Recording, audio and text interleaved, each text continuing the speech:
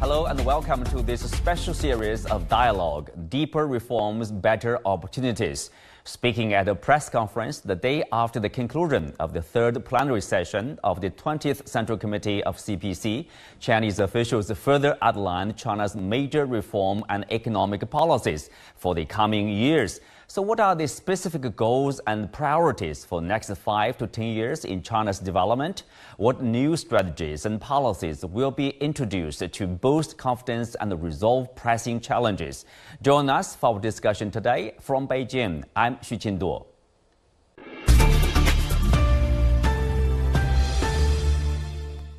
Join me today are Ju Jiandong, Unigroup Chair, Professor at PBC School of Finance of Tsinghua University; Wang Huiyao, President of Center for China and Globalization; Clare Pearson, International Development Director at Asia in DLA Piper; and David Mahon, Executive Chairman, Mahon China Investment Management. Welcome. Claire, sitting far away from China right now, what's the observation of the communique of course, the current situation, either in terms of development, in terms of, overall, it's very comprehensive here.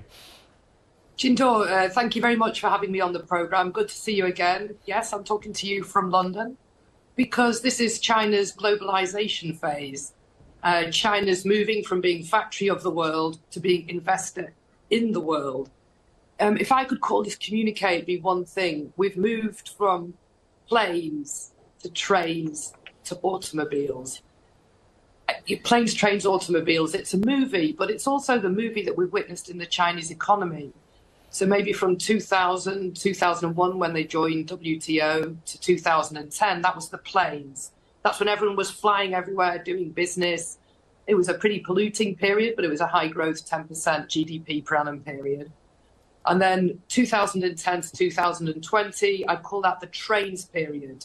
That was the good quality, instead of just growth at any cost, it was green growth. And now, I think what we're seeing now that the government is pointing us towards is what I would call the automobiles. They're sharing their experience of creating green growth, of creating a hyper-connected continent via high-speed rail. They're sharing that experience of green, good quality growth, technological innovation with the automobile era, with the EV era. So I see this now as China getting back in the driving seat of the global economy. It's had a lot of experience in the last 20 years of rapid development. And now it's sharing the lessons that it's learned from creating quality, high innovative growth with the rest of the world. Mm-hmm. David, what's your response when you read this communique? There's a major shift here. And it's a shift that is really, I think, really began last year. And one of the things the government got right was not try and rescue the property sector, but focus on the technology sector. And China is now going into a transition. I mean, many commentators look at China and say the economy is plateauing, the Chinese miracle's over, all the contradictions are coming home to roost. I don't view it that way. I think China is moving to the real stage of the development that was launched since Deng Xiaoping's reforms. And that is that instead of reacting and responding to global demand set by trends that are coming out of the US and Europe, China's setting trends. Yes, in electric vehicles, in solar panels, but across the board in technology, fintech is a major part of Chinese people's lives, which it's not in other countries. So we are witnessing a major shift that will take China to the next level. And I think it's going to be a very exciting few years. I don't see that in the communique. I think they're trying to be plain. I think they're trying to be matter of fact and ordinary in their statements. Mm-hmm. Well, Huiyao, it does mention, it stresses the market. You can see, it talked about the 2035, the goal. We would have finished this building a high standard socialist market economy in all respects in 2035. And it also said that is a guarantee for the ultimate goal of the Chinese modernization. So obviously the priority is given, to this high standard market economy. Yes, I think there's quite a few highlights that I'm very impressed with. I think first of all,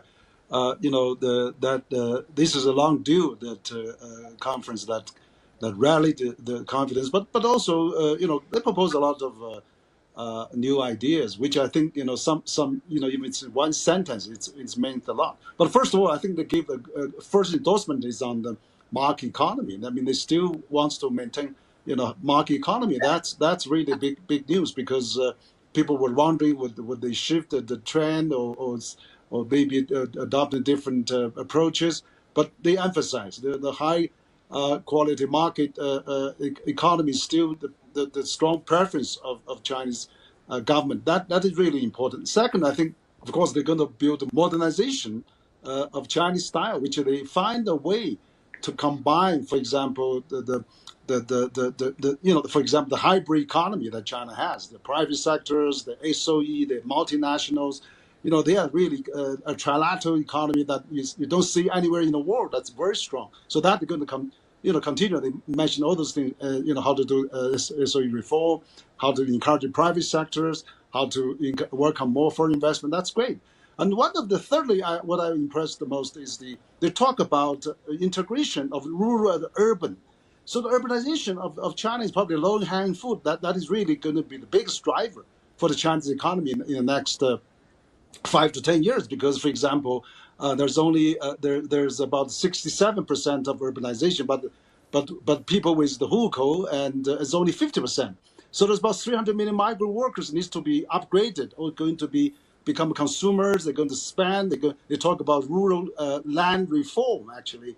So which means they could probably sell their household land and get the first bucket of the capital to buy the second-hand apartment in the city, which is going to revolutionize the real estate market, probably stabilize for some time. So this is something maybe is coming. They talk about how to really push for the productive forces to move freely and all those all the elements of the economy should really have no barriers to flow. So between rural and the city. So I think this is great. And finally, I was quite impressed also. They emphasize again scientific development, talent development, education, and so all those things combined, with the best infrastructure they already have.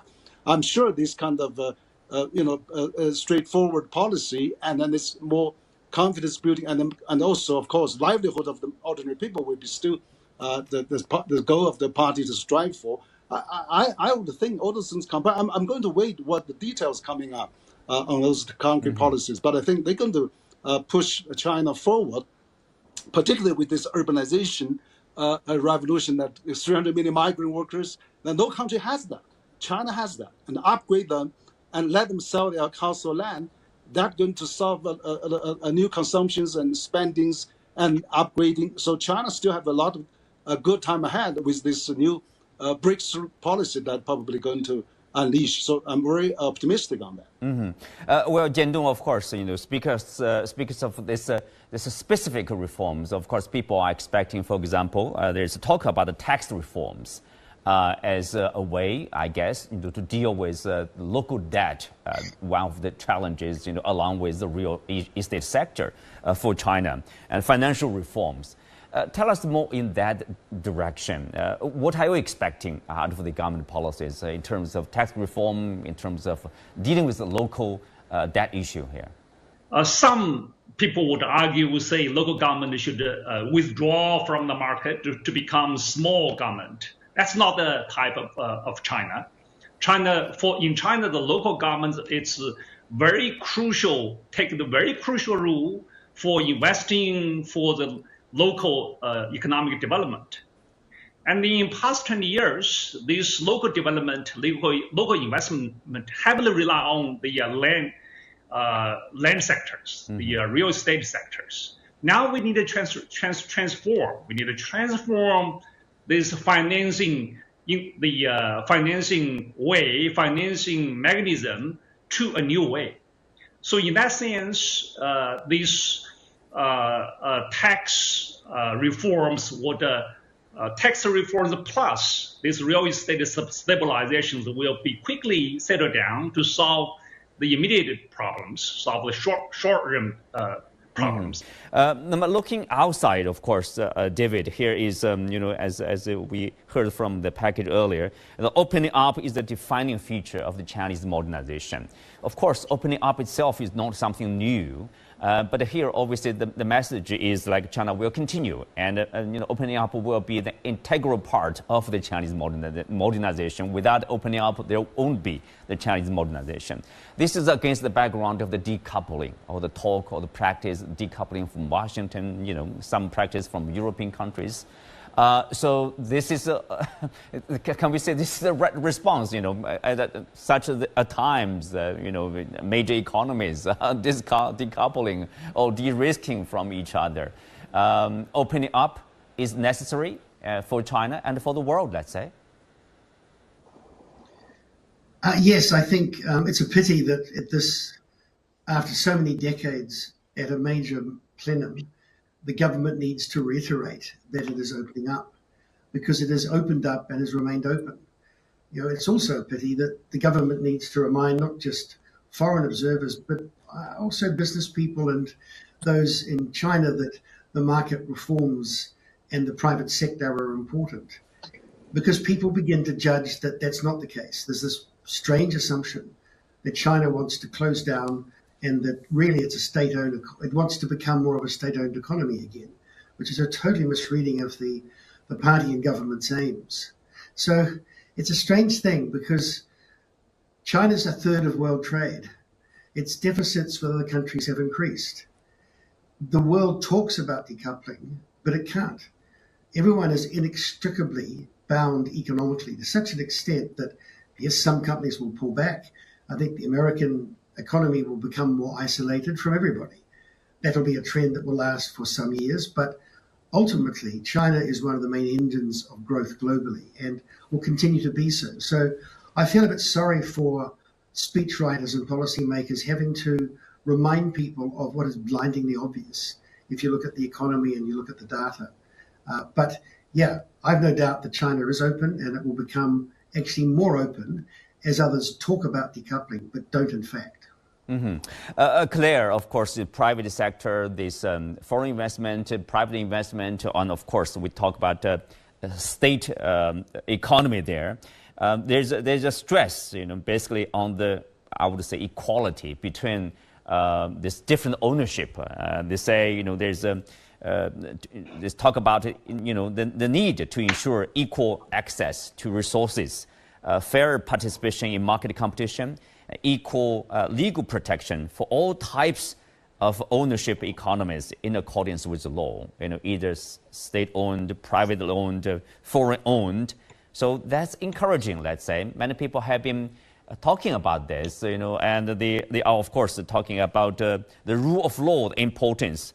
One of the Chinese senior officials said that the rule of law makes the best business environment. And he talked about the basically a private economy promotion law, law to promote private economy. What's your response, when you heard of this news? But Jiandong, I absolutely welcome this news, because what I've witnessed recently is there's an increasing amount of investment coming into China from outside, because the Western and the Chinese economies are highly complementary. So there's a lot of opportunity for win-win investment. And of course, the lawyers are involved in that, because very often we're the conveners when a deal takes place. And what I've noticed is that the government, the visa-free policies for Europe, for example, the government is trying to encourage the interaction. Things became, during the travel hiatus over COVID, things were a bit slower. But now I've seen a real catalyst, it's a really catalytic period in terms of bilateral trade. For example, I was just in Manchester a couple of weeks ago, and Ju Jiandong Airlines opened a 3-time-a-week flight to Manchester, which will already complement the Hainan Air's flight, which is 7 times a week from Beijing to Manchester. So what I'm finding is people are increasingly trading with China. It's not always apparent in the news, but the lawyers are there. I know this because our law firm grew from 2 people in 2002 in Shanghai to about 75 people in Shanghai today and similar in Beijing, which opened in 2005.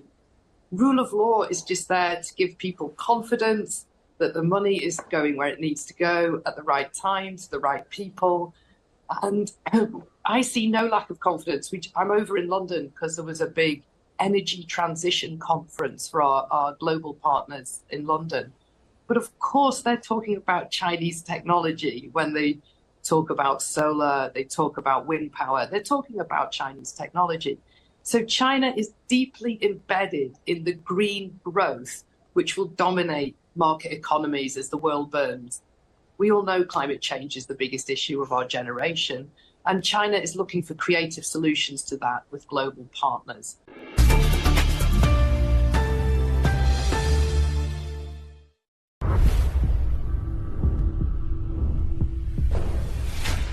What's behind the next door?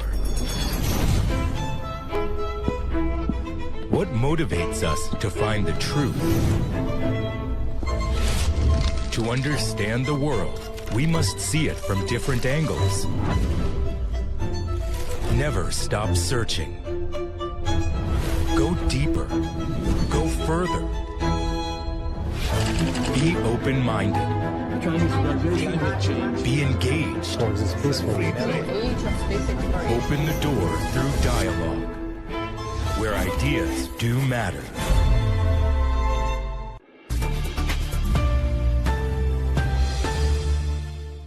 I mean, if people just look at the remarks by the officials, or reports in the media, it's a bit different from what's really going on the ground. Yeah, that's absolutely true. I just flew to DC recently. I stopped off in Istanbul. Oh, I'd never been to Istanbul airport, I'll be honest. But then I thought, crikey, am I in Heathrow? There were 19 million passengers passed through Istanbul airport last year. 21 million passed through Heathrow. So maybe this year, Istanbul will become the busiest airport. Why? Because when I was in that airport, we saw 200 people from Sichuan. They were heading to Latin America where, they're doing an infrastructure project. The airport, I travel constantly. I've done about 90 flights a year for 20 years, apart from the COVID period. And one thing I notice in the airports is there's a completely different demographic. There's groups of Chinese, they're going global, they're taking their companies global. And why am I flying? Because I'm based in Beijing. I'm going out with Chinese clients to meet their foreign partners, to sign the joint venture deals which facilitate global growth, global green growth, I should say. Because one thing I really noticed when I was in London, I was in a meeting last week with some Chinese clients, and they talked about inevitable peace. I was in another meeting with some foreign clients, and they talked about global constant conflict. I think in China, the inevitable peace is because the government and the people are so heavily invested in economic growth. They're not really concerned about getting involved in geopolitical conflicts because the fight today, if you like, it's not against each other. It's against climate change. And China is so acutely aware of the impacts of climate change within its own borders that is making sure that green growth is available to other countries. And I'm really enjoying the joint ventures that we're able to do globally to facilitate sort of global cooling, if you like. Mm-hmm. And what I really love about China is that instead of having to fly now, I can just always take the high-speed train. One thing I also noticed is the train that goes from Chongqing to Duisburg in Germany. It used to go 1,700 times a year in 2016, but in 2023, there were 17,000 train journeys from China to Europe, Europe to China. So when people talk about decoupling, or they talk about America first, Europe first, China first, they need to talk about humanity first. They need to talk about green growth facilitated by green transport, which is Chinese high-speed rail, which is making Europe the Western Peninsula of China to a degree, because we're connected by a train now. That's the difference. It's the transport revolution facilitated by China's innovative Belt and Road project that is catalysing business when there's difficulty in the Red Sea. There's no difficulty getting a train from central China to central Germany. David, of course, you earlier mentioned about the visa-free arrangement, between China and other countries, or most of them like a unilateral visa-free arrangement, treatment from the Chinese side, and also the 144 hours, I believe, visa-free basically stay in China. It's being expanded, this mechanism. So more and more people are coming to China and they have a look with their own eyes. And then they get this real impression of what China is like, which is but different from what they get from their officials, from their governments, from their media. That helps a lot probably in terms of, the people understand the Chinese desire to embrace the world instead of being isolated from the world. I think that's right. We've yet to see the fruits of it, though. I mean, in reality, I agree. China is doing business, people are investing, but people aren't coming back, despite statements from cities that the foreigners have returned and the links to global trade are now being brought together again. It is not happening. We're involved with businesses, our own clients in China, where very, very hard to find good people because the Chinese who are internationally qualified, multilingual, they've been taken up by big companies. They're in positions that used to be inhabited by expatriates. And it's hard to get people to come to China. It's hard to get companies who are not here to think anew and say, right, I'll go to China next year because of the massive negative press. So I think we have a problem. I agree we're growing well. I agree we remain linked to the world. But in that area of, is the term soft power, we're still struggling. And that's why the government has granted so many visa concessions to other countries, because it knows it's not getting the people it wants. I mean, look at our colleagues on the screen who are academics in the world of universities in China. Some are struggling to keep those links to their partner universities globally. So it's a difficult time. And I think China will find ways to frame the narrative better, but we need to encourage foreigners to stop reading the Wall Street Journal, the Financial Times, the Economist, and look at other sources and realize it's a very different place, and it is a good place to live. But there's a reluctance. So I think we're still to see the fruits of these efforts. Yes. Huiyao, picking up what you have said earlier, of course, many signals, many policy directions you see are very encouraging, as we talked about, the protection of the private sector or the promotion law in terms of helping the private sector to grow. I mean, equality being stressed between the private sector and, of course, state sector. I think for a lot of people, that's very encouraging. That means the emphasis of the market economy, and of course, in the market economy, talk about fairness, different participants. So that, for a long-term point of view, that will play a very important role in terms of boosting economic growth there. Absolutely. I think the private sector, probably including multinationals and foreign investment enterprises, I think they suffered a bit during the COVID because that was a worldwide virus lockdown. China probably suffered quite heavily on that. But restored confidence needs some time. Of course, this year is better than last year. Last year is better than the year before. I'm sure we need a highest level, the biggest third planet, the high level communicate to reassure the private sector and multinationals and the foreign investment again that China is seeking an equal treatment, fairly handling of all the affairs, despite your type of a business, whether it's SOE, private or foreign enterprise. So that is really assuring, and it's good to hear. I think it's never overemphasized. It needs to be emphasized, but emphasized at this kind of level and this kind of seriousness, this kind of sincerity. I think that probably will gradually bring back the confidence. Of course, I'm sure people are coming back. The airports are getting busy, as Clare mentioned. There's so many things going on, and people, also if you want to make money, where on earth can you find a place where it's a 400 million middle class? And Premier Lee said in the next decade going to be 800 million And if you want to make a big business, China is probably the best place, best synergy, best infrastructure, and best 5G. Just 5G, China has almost 4 million 5G stations. And in Europe, it's only 400,000. So you can see the synergy, and plus the 12 million fresh graduates of college every year. It's enormous. I mean, so I think this is a process. I mean, this is a process in the making. I'm sure, the business community will gain back their confidence, and they will come back. And so this third planning has just served that purpose, assuring the domestic international business community that China is still on the track of opening up. And now they're talking about opening up to promote reform, which is reforms through opening up. That's a new term I heard. So that's really great. Mm-hmm. So it means opening up is still on the top priority, and I'm sure that is really good to assure everyone. I'm sure the country will gradually back on track, and even on this from high speed to high quality. That is what we need, and China will still have a good time ahead. Thank you, Huiyao, and thank you, David, Clare, and Jiandong. With that, we come to the end of today's discussion, and many thanks again to our guests. You can also watch us on the CGTN app on YouTube. I'm Ju Jiandong. Thanks for being with us. See you next time.